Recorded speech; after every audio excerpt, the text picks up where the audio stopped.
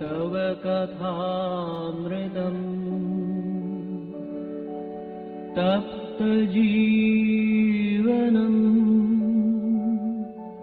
कविभिरीडितम् कल्मषापहम्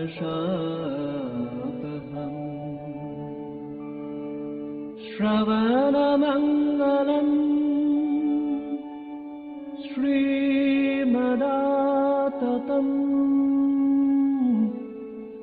भुवि गृह्णन्ति ये भूरिदा जनाः भुवि गृह्णन्ति ये भूरिदा जनाः। ॐ तव कथामृतं तप्तजीवनं कविभिरीडितं कल्मषापहम् श्रवणमङ्गलं श्रीमदाततं भुवि गृह्णन्ति ये भूरिदा जना.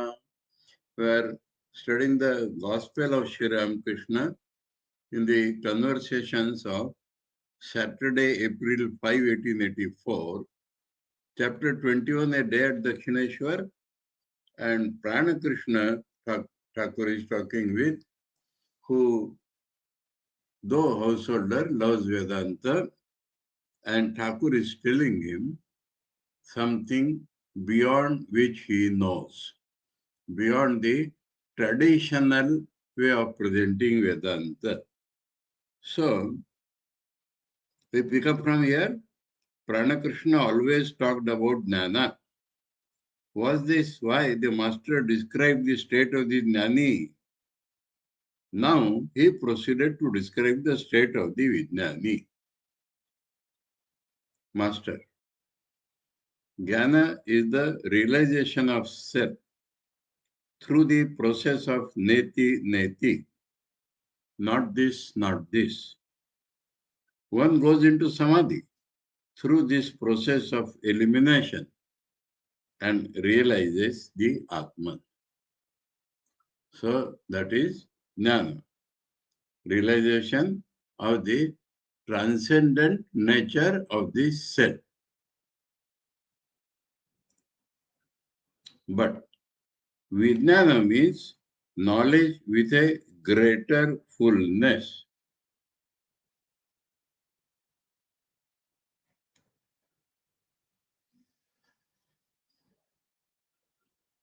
Okay.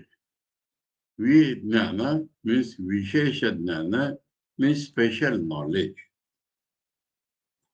Some have heard of milk, some have seen milk, and some have drunk milk. He who has merely heard of it is ignorant because he has no experience. In his experience, in his consciousness, the world is still real. He who has seen it is a jnani, someone who has realized, touched Brahman as it were, through neti, Aham Brahmasmi, is a jnani. But he who has drunk it has vijnana. So, special knowledge, intimate knowledge, that is vijnana. That is, after realizing the transcendent Brahman, one realizes the immanent aspect of Brahman. That is to say, a fuller knowledge of it. After having the vision of God, one talks to him as if he were an intimate relative. That is vijnana. So, God is immanent. Now, God is immanent and God is dearest of the dear, Ananda Swarup. And we feel a real closer relation with God. In the neti process, the I gets eliminated. So there is no God to be seen. It is abstract, one without a second. Then we open our eyes, we become aware of the world and ourselves simultaneously, but not as before. That is gone. That is unreal.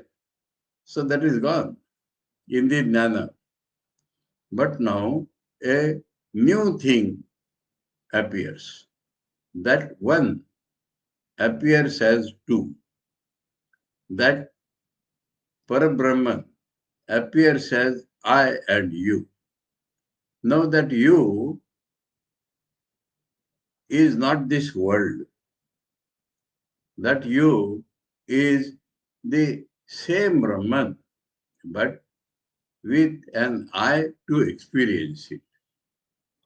Now understand what could be the closeness of the relation.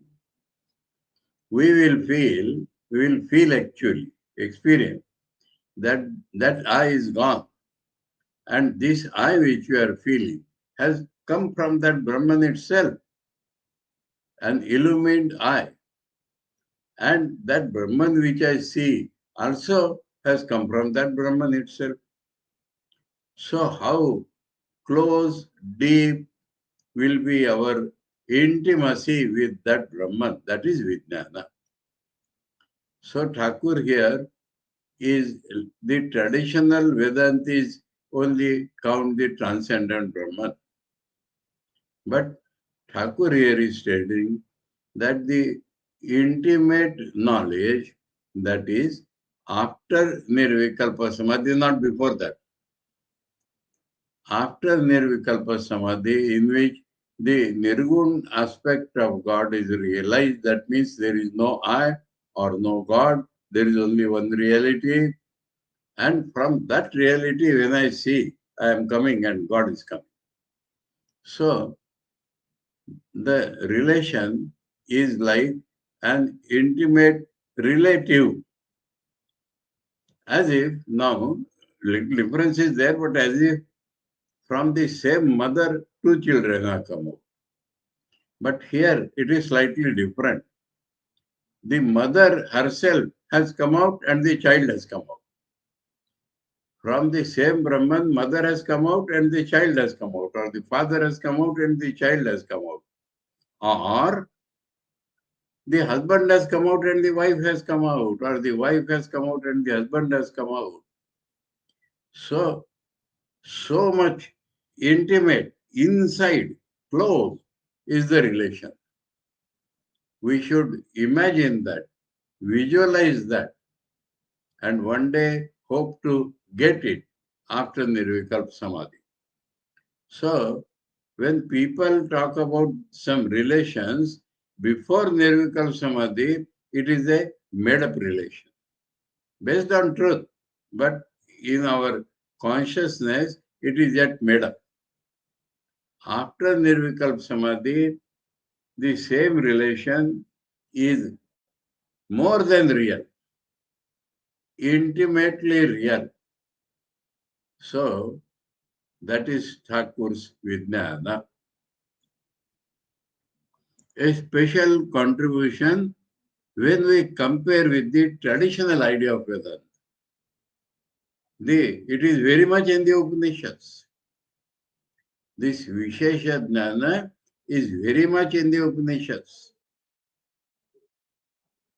For example, when Yajnavalkya tells Gargi that it can never be described, he uses 19 negatives, Asthula Mananu Araswarma, and then he says, Etasya vai aksharasya prashasane Gargi Surya Chandramaso Vidruto Trishtata.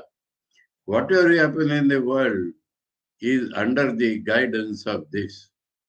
So, that is a very, very different sphere of life and the most blessed sphere of life, most blessed. He does not have to worry, bother, follow some rules, absolutely nothing. We can only imagine that blessed state, but we have some idea because of Sri Ramakrishna. Sri Ramakrishna, being an incarnation, was always in that state of Vijnana.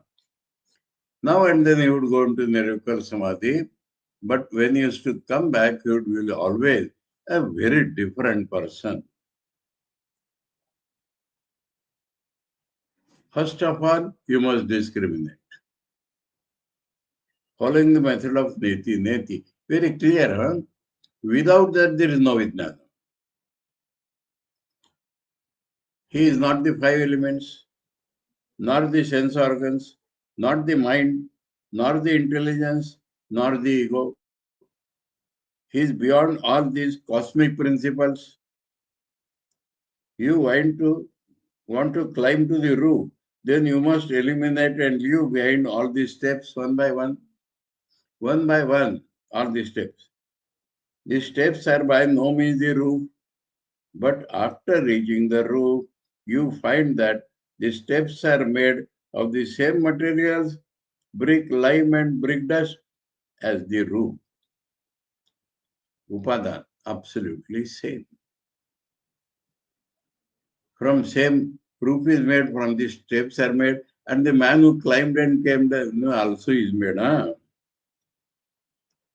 It is the supreme Brahman that has become the universe and its living beings, universe and its living beings, the Jada and the Chetan, and the 24 cosmic principles of evolution of nature. That which is Atman, he has told it in the name of Supreme Brahman. Now it tells the same in the name of Atman, our reality. That which is Atman has become the five elements, five subtler elements. You may ask why the earth is so hard. If it has come out of Atman, which is only pure consciousness, no material at all, or is possible through the will of God. So, the God, the Creator, is supreme in His will. So, out of will, He can create any gross, subtle elements. Yatha Sata Purushat Keshalomani. In the Upanishad says, from a living conscious man, hairs and small hairs, which are appearance of matter, come out. All is possible through the will of God. Don't you see? He has given an example. Bone and flesh are made from blood and semen. Both are liquids, but when they compound, they become solids.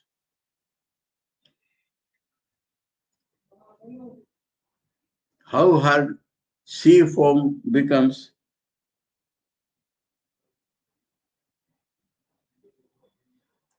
That is, footnote will tell you, the master perhaps referred to the cuttle bone found on the seashore. The popular belief is that it is hardened foam.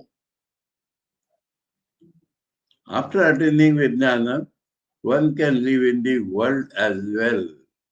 So whether it is Grahastha or Sannyasi doesn't matter for him. That is why Thakur could show to this world the absolute ideal of a sannyasi and the absolute ideal of householder together. Then one clearly realizes that God himself has become the universe and all living beings, that he is not outside the world. Transcendent, above the world, but if he himself has become all, if he is all pervading, what can be outside the world? This is actually realized. From the same one we see many. So the many is not outside one. Important point, God is not outside the world is not outside God. To Prana-Krishna, the fact is that one must have the spiritual eye. So this is a vision. actual vision, actual perception, but the consciousness is changed. That is called the spiritual eye. It does not is a lens. The spiritual eye is this vision transformed. The consciousness is transformed.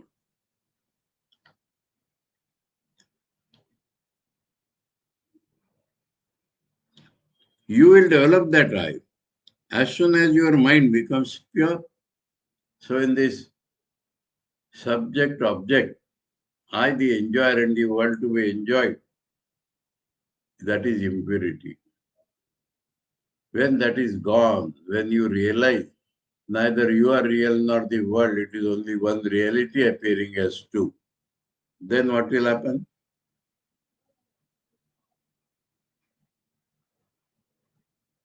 You will develop that spiritual eye. Take for instance the Kumari Puja.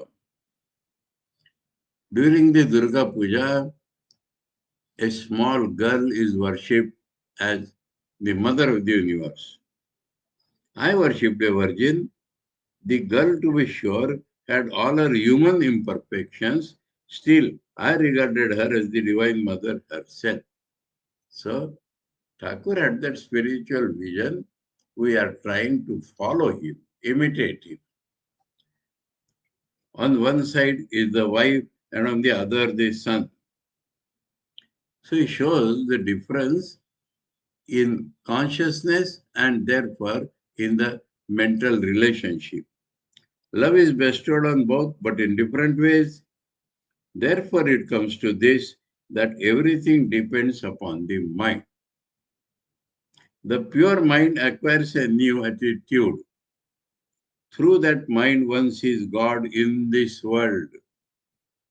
Therefore, one needs spiritual discipline to rise to that point. Yes, spiritual discipline is necessary. You should know that a man becomes easily attached to a woman. Man, subject, woman, object. Easily it becomes attached. A woman naturally loves a man, and a man also naturally loves a woman. Therefore, both fall speedily from their spiritual ideal because of this subject and object relationship.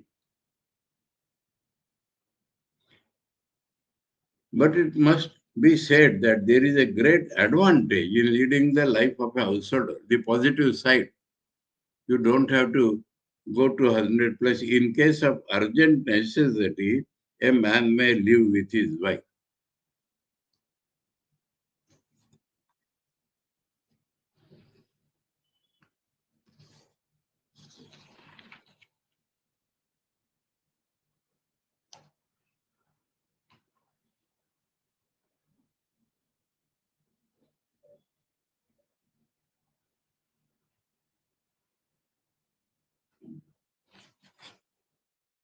Sahvasa karlo swadara. That means to have sexual relation with the wife.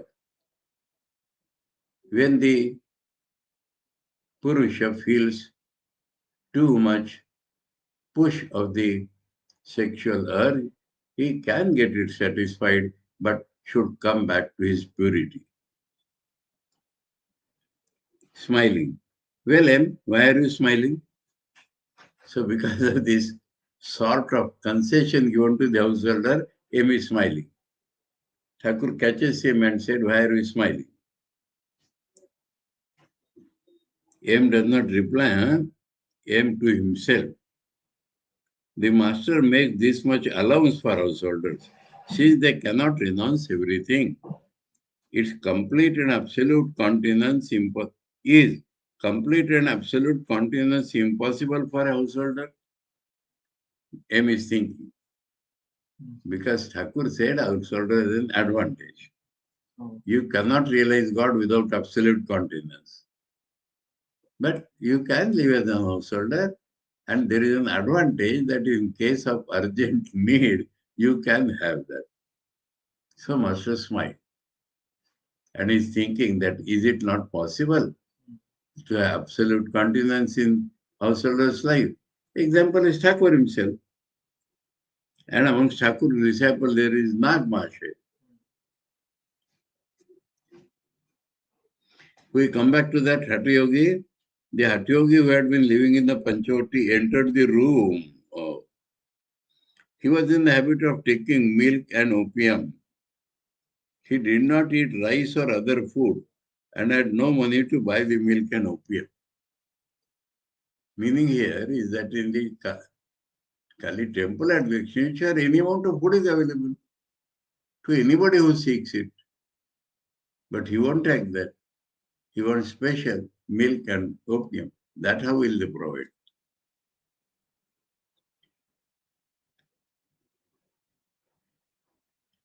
The master had talked with him in the Panchavati. Thakur himself had talked. The Hatyogi had told Rakhal to ask the master to make some provision for him. Because whoever is there in the temple garden, they will accept Thakur's saying. And Sri Ramakrishna had promised to speak about it to the visitors from Calcutta. Thakur would not interfere with the administration of the temple. He is well provided for. That does not mean you can use him for others. But devotees are coming to Thakur, so he can ask them. And he will not tell them to give, he will ask them. If they want, they can give. Hatyogi to the master. What did you say to Rakhal about me? Master, I said that I would ask some rich visitors to help you.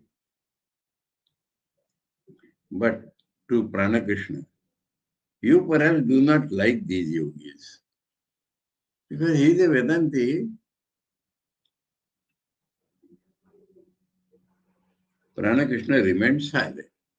So Thakur showed to the Hatyogi that the real sadhakas do not like your yoga. I have told them. And Pranakrishna was sufficiently rich. But Thakur himself has replied on his behalf that you don't like these yogis.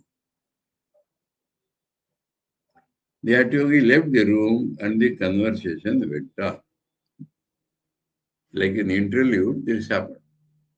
Master, to Pranakrishna and the others. If a man leads a householder's life, he must have unflagging devotion to truth. So another aspect of householder's life is that for practical purposes, they do speak lies sometimes. But if you want to realize God, that you cannot do. So certain things are absolutely cut out.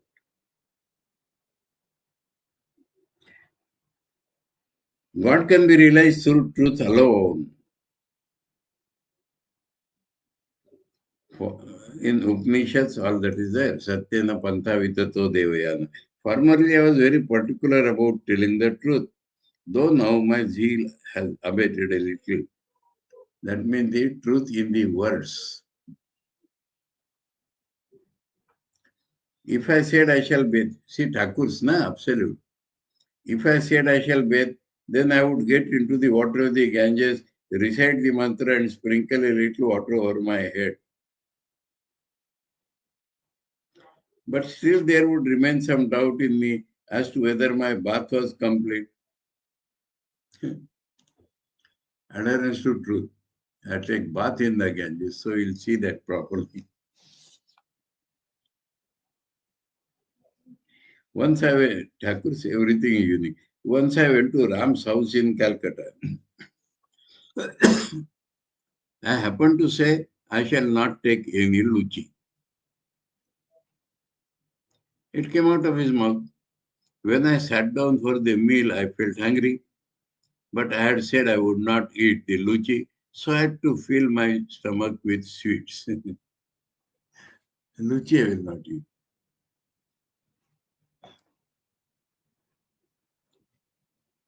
But that was old times, huh? But my zeal for truthfulness has abated a little now. Once I said I will go to the pine grove, but then I felt I had no particular urge to go. What was to be done? I asked Ram about it. Ram Chatterjee, the priest in the Radhakanta temple, he was very helpful in scriptural matters, and Thakur used to refer to him. He said I didn't have to go. Then I reasoned to myself, well, everything is Narayana, so Ram too is Narayana. Why should I listen to him? The elephant is Narayana, no doubt, but the mouth is Narayana too. Since the mouth asked me not to go near the elephant, then why should I obey him? Then why shouldn't I obey him? To that Ram also, why shouldn't I listen to him? Since the mouth asked me not to go near the elephant, then why shouldn't I obey him? Through reasoning like this, my zeal for truthfulness is slightly less strong now than before.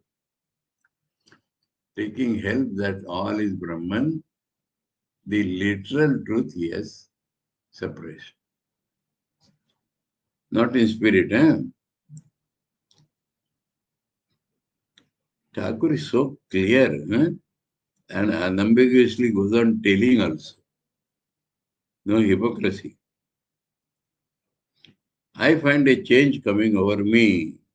Years ago, that man, years ago, Vaishnav Charan said to me, one attains perfect knowledge when one sees God in man. Now I see that God, it is God alone who is moving about in various forms. All men, as a holy man, as a cheat, as a villain. That is God in man. Therefore I say, Narayana in the guise of the sadhu, Narayana in the guise of the cheat, Narayana in the guise of the villain, Narayana in the guise of the lecher, that is leprosy patient.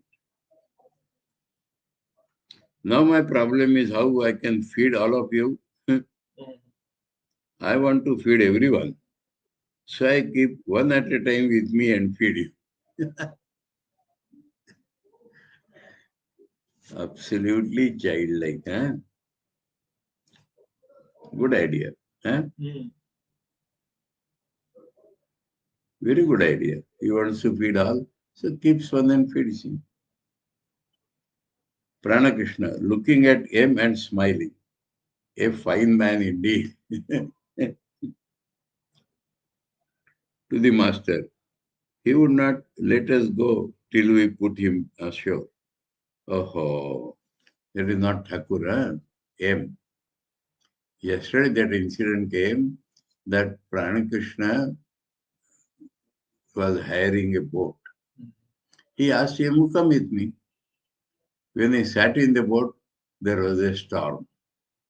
Boat started shaking. Master said, put me on shore, I will walk. He said, I will take you. He didn't listen.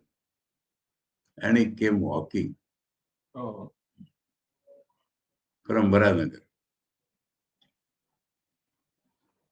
So to him he is telling, understood now? A fine man indeed. About master. First to M, looking at M. That he is the fine man. M is the fine man. To the master then, he would not let us go till we put him ashore. Master smiling. Why? What happened? So that incident now, Master Maharaj had told the readers. But now Thakur wants. Thakur has to be told. Pranakrishna, he was in our boat. Seeing that the river was slightly rough, he insisted on being put ashore to him. How did you come? M smiling, on foot. Sri Ramakrishna laughed.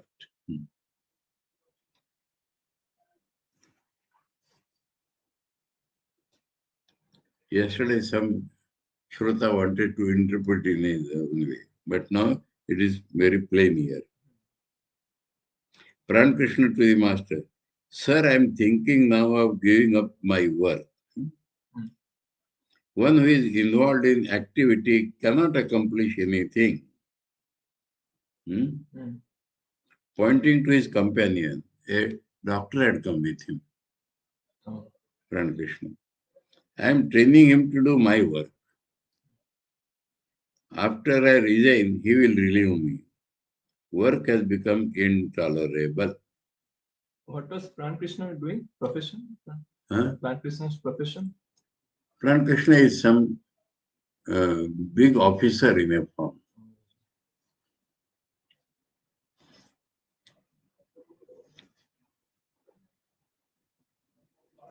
Master, yes, work is very troublesome.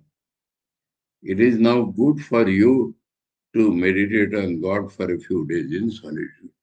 So Thakur accept that. The Pranakrishna, though a householder, was a Vedanti. And now enough work you have done.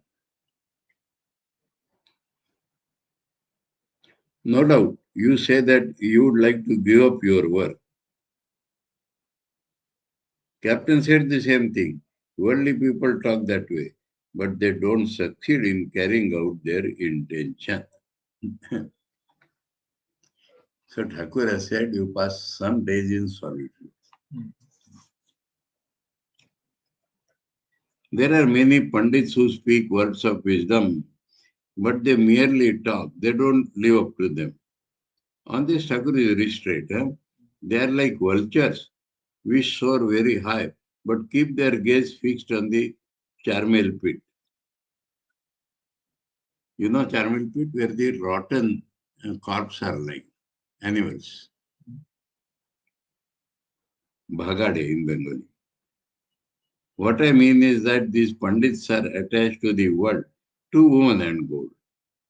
If I hear that Pandits are practicing discrimination and dispassion, then I fear them. Fear means out of respect. Otherwise, I look upon them as mere goats and dogs.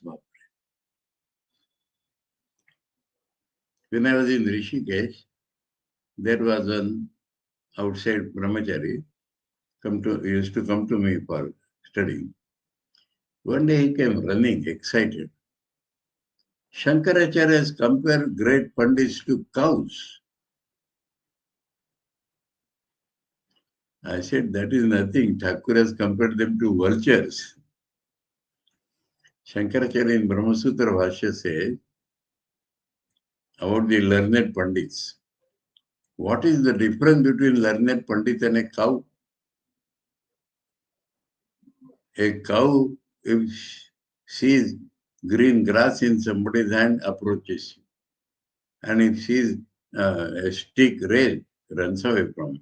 Exactly like that the learned pandits are doing.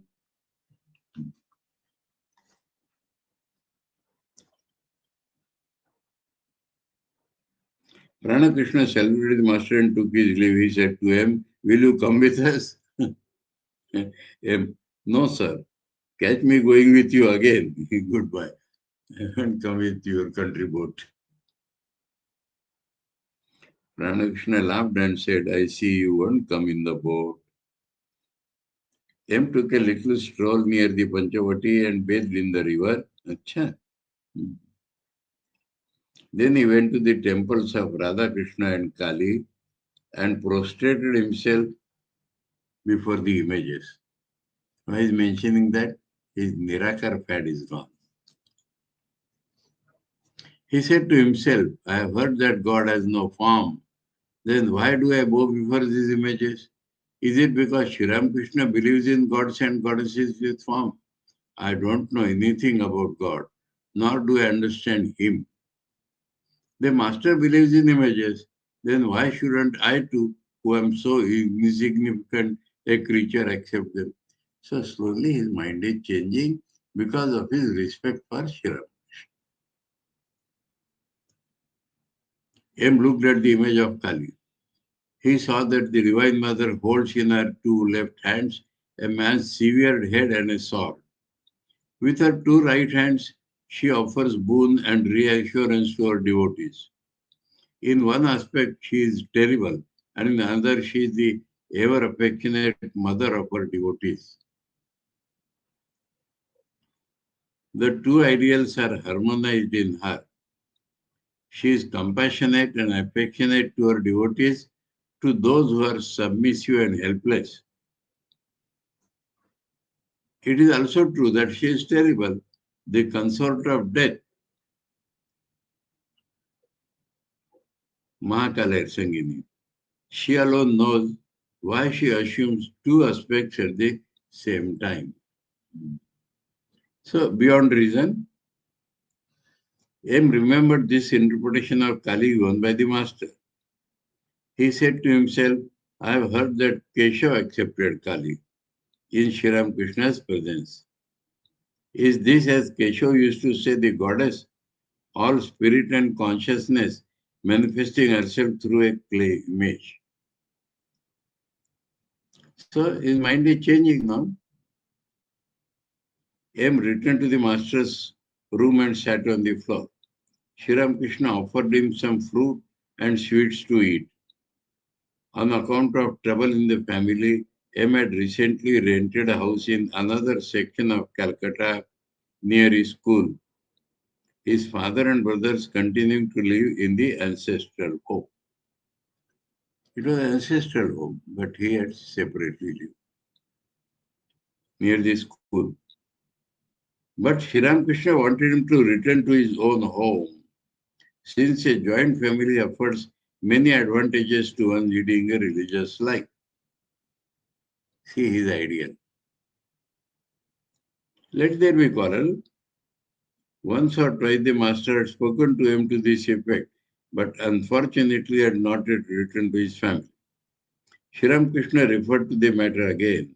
Master, tell me that you are going to your ancestral home. M, I can never persuade myself to enter that place. Master, why? Your father is making over the whole house. Making over.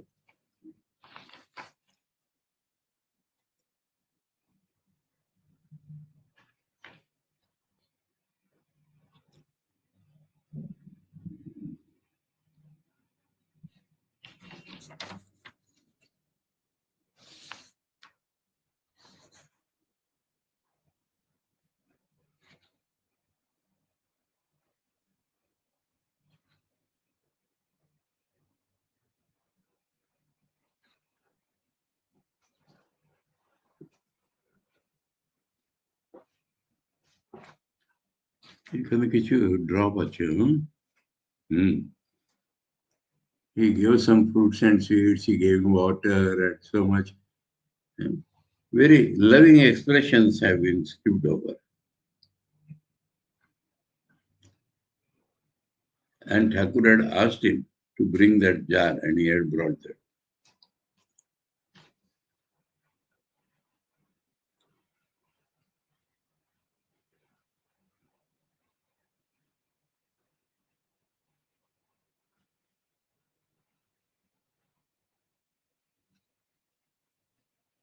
ओहो, কেন তোমার বাপ বাড়ি ভেঙে চুরে নতুন করছে, reconstructing the house, renovating or reconstructing the house. What is in English?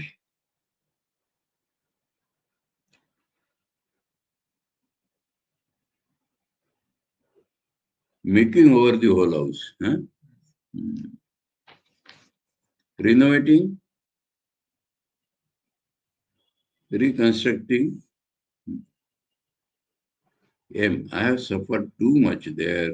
I can by no means make up my mind to go there.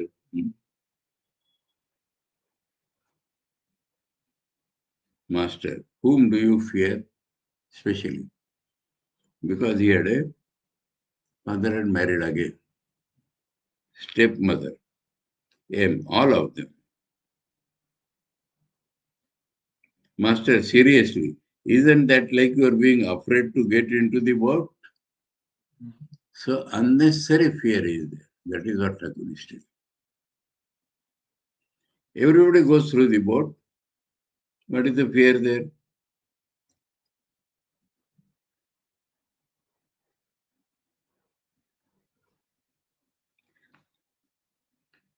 And he has stopped the conversation there.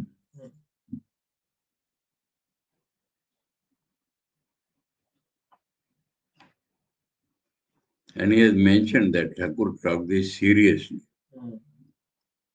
The midday worship and the offering of food in the temple were over.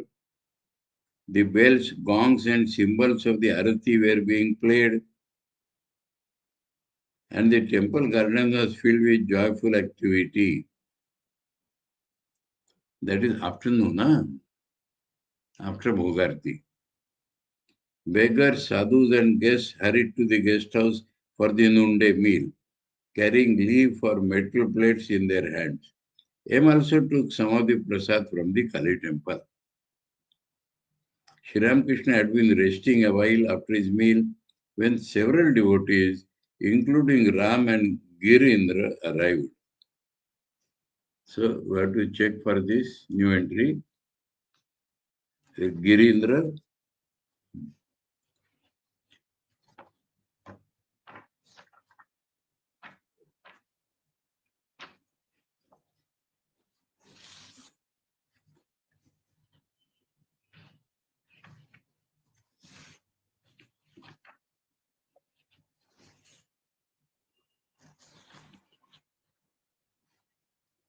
Girindra, there are two Girindras. Girindranath Mitra.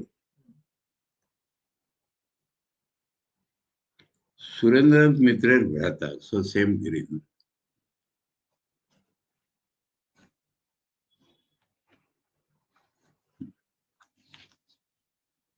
They sat down after saluting the master. The conversation turned to the new dispensation church of Keshav Chandra Se. When his idea changed drastically due to Thakur's company, he called his Samaj a new dispensation. And to Thakur, he should say, Jai dispensation. Though he could not fully understand Thakur. Ram to the master. Sir, I don't think the Navavidhan has done people any good. Navavidhan, new dispensation. If Keshava himself was a genuine man, why are his disciples left in such a plight? I don't think there is anything at all in the new dispensation. So Ram is little overcritical, because he has a sectarian attitude towards Thakur. It is like rattling some pot shreds in a room and then locking it up. What is this example? People may take it to be the jingling of coins, but inside there is nothing but pot shreds. Outsiders don't know what is inside. Master has not liked it. Master, there must be some substance to it. Otherwise, why should so many people respect Keshav? Why isn't Shivnath honored as much as Keshav? Such a thing cannot happen without the will of God. Understood this point? Ram's ideas are too sectarian and overcritical about others. But a man cannot act as an acharya without renouncing the word. So that is a different thing. People won't respect him. They will say, oh, he is a worldly man. He secretly enjoys women and gold himself, but tell us that God alone is real and the world unsubstantial. Like a dream, whether Keshav told this or not.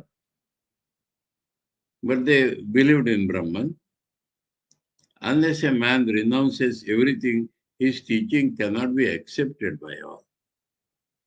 Some worldly people may follow him. Keshav led the life of a householder, hence his mind was directed to the world also. Thakur's analysis is clear. So many people respect him, there must be something, but not full. He had to safeguard his family interest. That is why he left his affairs in such good order, though he delivered so many religious lectures. So he kept his family in good state. What an aristocratic man, he married his daughter to Kuch Bihar prince. Inside Keshav's inner apartments, I saw many big bedsteads Thakur has noticed all this. All these things gradually come to one who leads a householder's life. The world is indeed a place for enjoyment.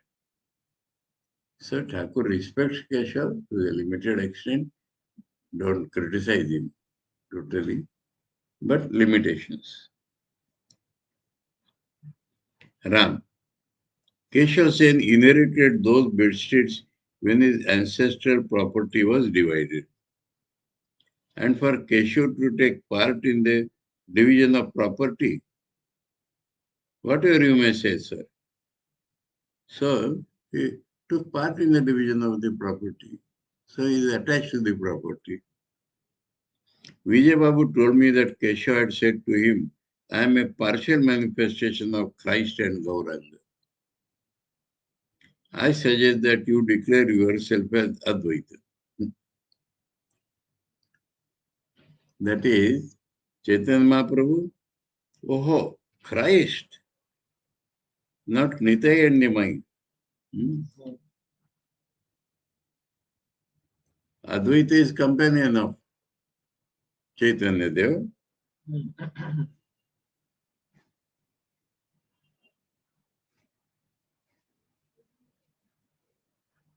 Do you know what else he said? He said that you too were a follower of the new dispensation. Thakur. Master laughing, who knows? But as for myself, I don't even know what the term new dispensation means. Laughter. Ram. Keshav's disciples say that he was the first to harmonize jnana and bhakti. He wants to find some points, huh? Master is surprised. How is that? What then of the Adhyatma Ramayana? It is written there that while praying to Rama, Narada said, O Rama, thou art the supreme Brahman described in the Vedas. Thou dwellest with us as a man. Thou appearest as a man. In reality, thou art not a man. Thou art that supreme Brahman. So all this devotion to avatar. Rama said, Narada, I am very much pleased with you. Accept a boon from me. Narada replied, what boon shall I ask for of thee? Grant me pure love for thy lotus feet, and may I never be deluded by thy world bewitching Maya. The Adhyatma Ramayana is full of such statements regarding jnana and bhakti.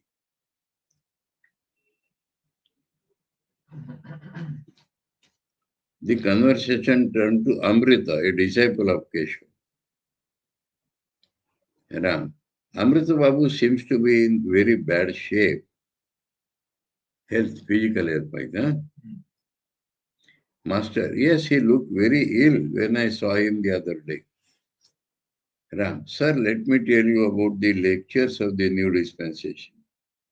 While the drum is being played, the members cry out victory unto Keshav. You say that dal grows only in a stagnant pool.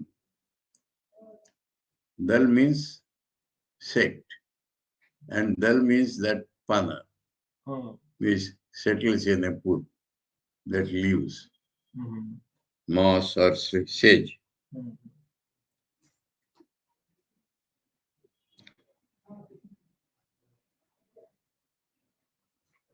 So Amrita said, so one day in the course of his sermon, the holy man, that means Thakur, the holy man has no doubt said that dal grows in a stagnant pool. But brothers, we want dal. We want a sect. Really and truly, I tell you that we want a sect. Some name, some chap, some speciality in religion.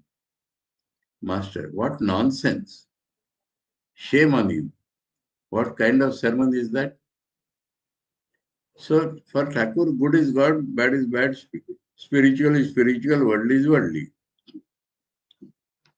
The conversation drifted to the desire of some people for praise. the master, they took me to Keshav's house to see a performance of the Nimai Sannyas. Nimai Chaitanya Mahaprabhu. Huh? I heard that day someone speaking of Keshav and Pratap as Chaitanya and Nityananda. Here that companion comes. Prasanna asked me, "Who are you then?" Keshav looked at me to see what I would say. That means if all three are exhausted there, who are you?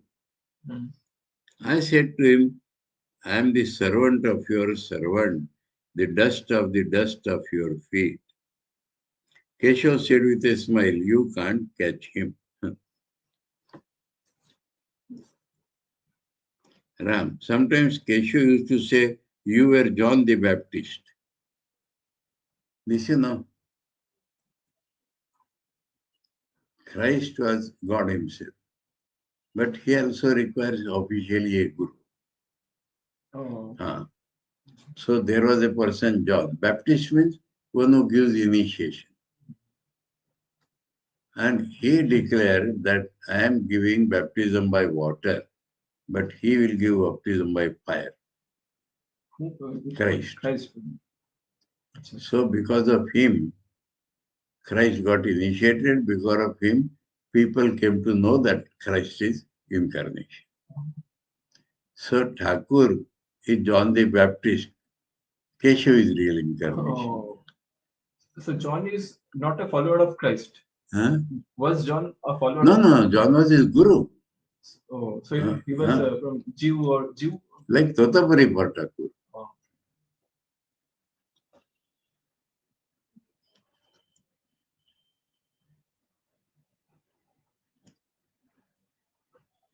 A devotee. Huh? Rama says, sometimes Keshav used to say, you are John the Baptist, a devotee. But Keshav also said, you are the Chaitanya of the new 10th century, 19th century.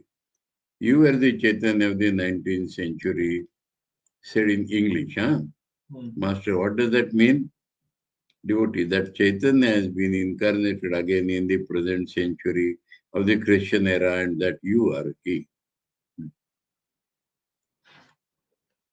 So in the same moments, Keshav knew everything. But sometimes the dull pride or fame, sometimes.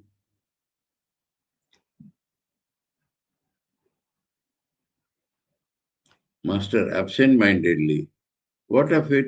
Can you tell me now how my arm can be cured? That was Thakur's standard thing. Whenever people talked of incarnation, they would say, why cancer has come to me? So whether they are only talking or they are understood. The arm is worrying me so much. They talked about Trailokya's music. Trailokya sang devotional songs in Keshav's Brahma Samaj. Master, how nice his songs are. Ram, do you think they are genuine? Master, yes, they are. Otherwise, why should I be drawn to them? Ram, he has composed these songs by borrowing your ideas. That is true. While conducting the worship, Keshav Sen described your feelings and realizations, and Trilokya Babu composed songs accordingly. Take this song for instance. There is an overflow of joy in the marketplace of love. See how the Lord sports with his own in the ecstasy of bliss. He saw you enjoying divine bliss in the company of devotees and wrote songs like this. Master with a smile, stop, don't torment me anymore. He's not liking this comparison and criticism and decrying them, and is going too much. But he's laughing. He's laughing, Thakur. With a smile, but stop, don't torment me anymore. Why should I be involved in all this? All laugh. Girindra, the Brahmos say that the Paramahansadeva has no faculty for organization. That also is said in English. Master, what does that mean? That you don't know how to lead a sect, that your intellect is rather dull. They say things like that. Allah. This M.Sc, huh? Master Turam, now tell me why my arm was hurt. Stand up and deliver a lecture on that. So they want to explain everything, let them explain this.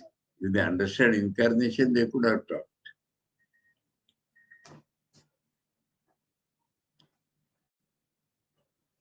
After the Brahmos insist that God is formless. Suppose they do, it is enough to that Thakur's positive side. It is enough to call on him with sincerity of heart. If the devotee is sincere, then God, who is the inner guide of all, will certainly reveal to the devotee his true nature. Antaryami Rupe. But it is not good to say that what we ourselves think of God is the only truth. That is Thakur's point. Then you are limiting God by your ideas. If you like that, you can say, but not that the others are wrong. And what others think is false. That because we think of God as formless, therefore he is formless and cannot have any form. That because we think of God as having form, therefore he has form and cannot be formless. On both sides. Huh? Can a man really fathom God's nature? This kind of friction exists between the Vaishnavas and the Shakta, two forms also. The Vaishnava says my Keshava is the only savior, whereas the Shakta insists my Bhagavati is the only savior.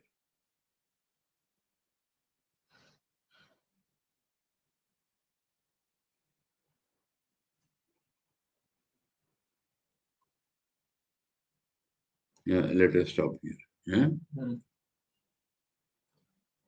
He has told about form and formless. One should not criticize the other. Now he tells about fight between different forms and sects. And there we shall see later on.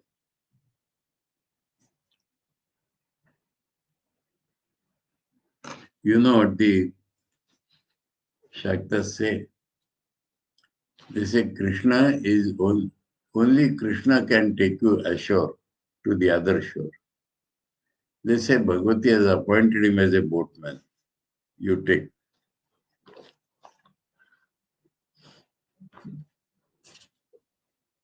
Om Tava Kathāmritam Tapta Jivanam Kavibhireditam Kalmashapaham Shravanamangalam Srimadatam Bhuigrananti Ye Bhuridajana Om Shanti Shanti Shanti Hari Om Tat Sat Sri Ramakrishna Arpanamastu.